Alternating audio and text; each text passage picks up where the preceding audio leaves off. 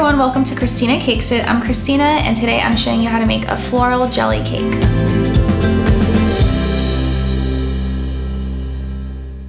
So the reason I decided to do this cake is because I recently did an island jelly cake and I had tons of gelatin left over.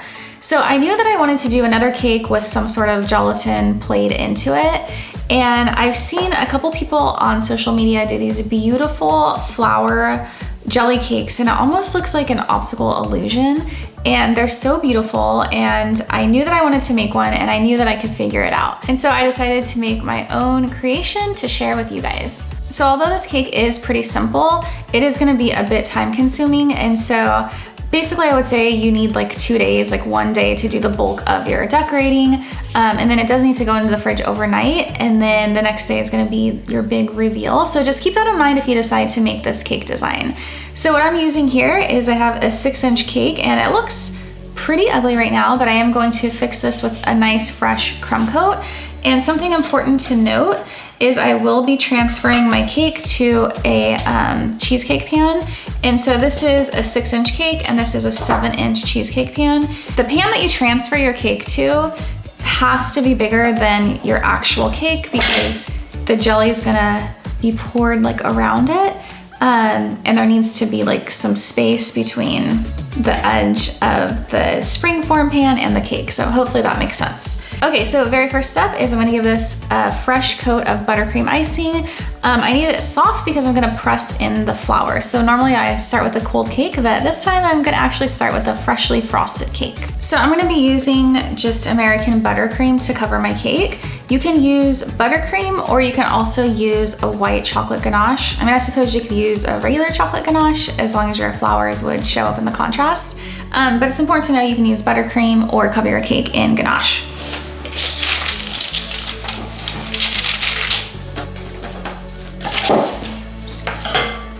So I'm just gonna be using my acrylic cake disc to add that final layer of buttercream. I love acrylic cake discs because they really help make a nice symmetrical design on the cake.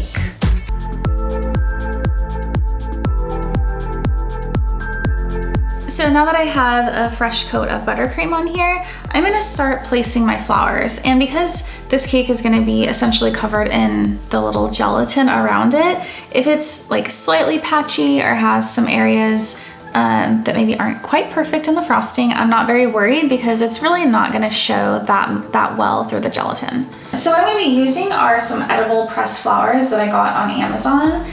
You can use edible fresh flowers, but I didn't really have any available, so this was easier for me. And I actually chose a purple color palette, or like a purple blue. I just thought that would look really pretty, and I wanted a high contrast on the cake.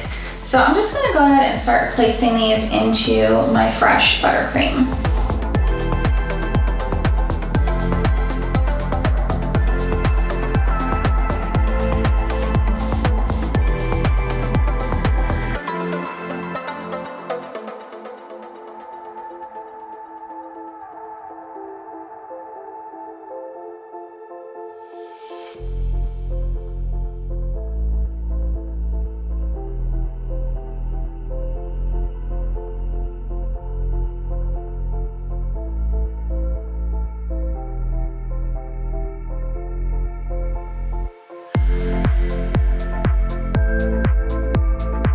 Flowers are pressed onto the cake.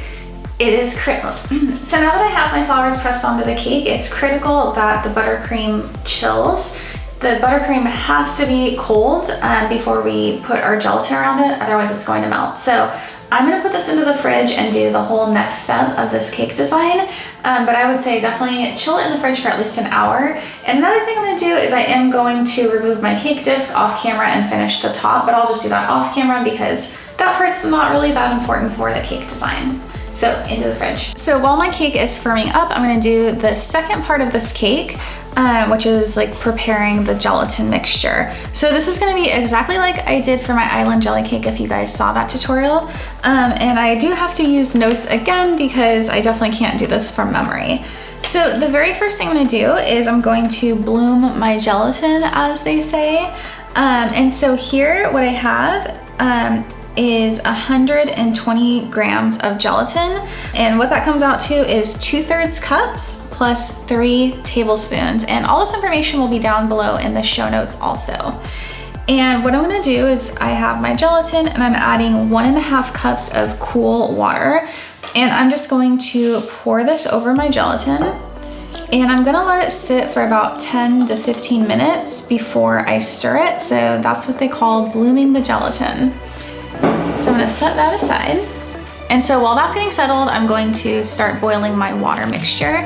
So what I have here is 2.5 cups of water and 150 grams of granulated sugar. And what this comes out to is 1/2 cup plus 2 tablespoons.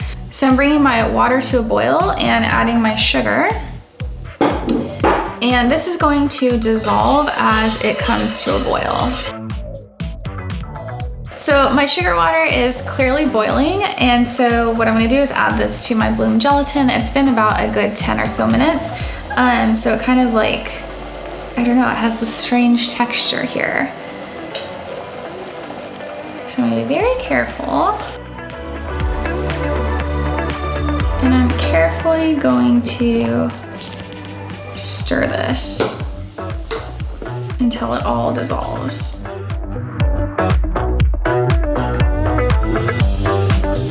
So one question that people often have is, what does this taste like? And right now, because I didn't add like any flavoring, the gelatin is relatively flavorless. There are ways that you can add, different flavors. Like people will use like 7-Up in place of water, but this recipe will be mostly tasteless.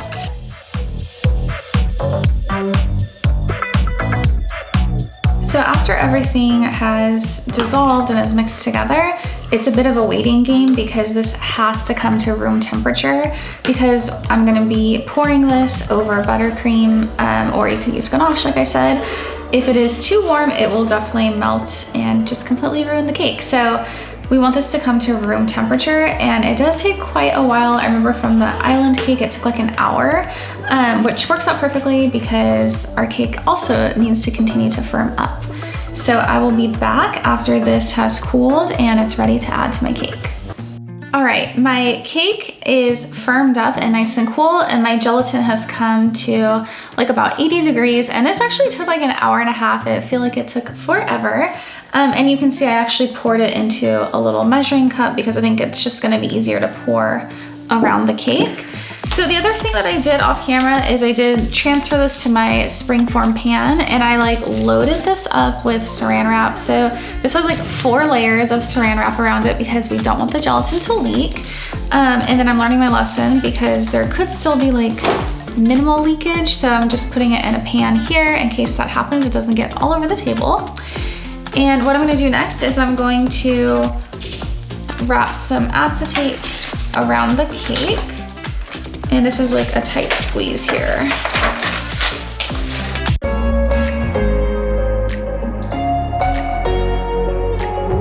And I'm going to go ahead and place a piece of tape on my acetate so that it'll stay together.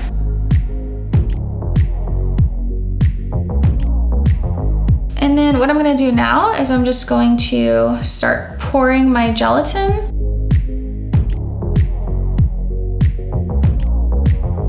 along the sides here.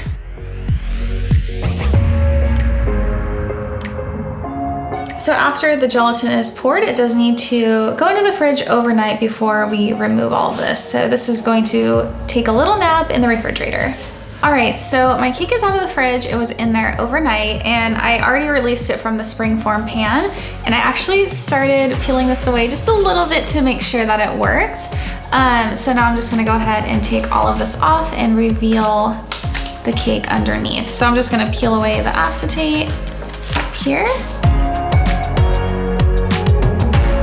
And you see the beautiful design underneath.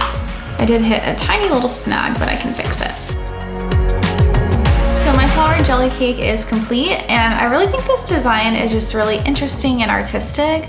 And I'd be interested to hear your thoughts about it, and if you try it, what you think about it. And if you did like this episode, don't forget to give it a thumbs up and subscribe to my channel.